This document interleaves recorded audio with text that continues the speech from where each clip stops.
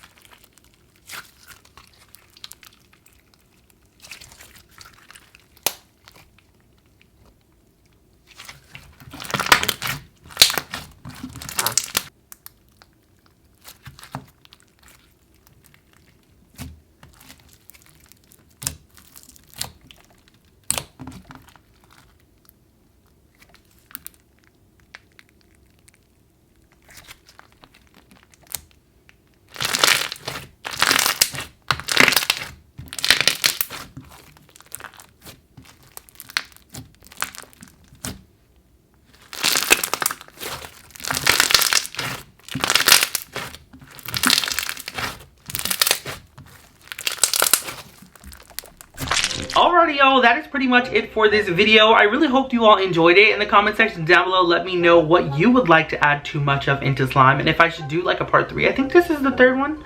Maybe this is the 2nd one. I don't know. Let me know if you want me to do another one of these. Also y'all, Halloween is literally tomorrow. If you celebrate Halloween, then make sure you stay safe. Make sure you stay with family or parents or something, or friends, you know.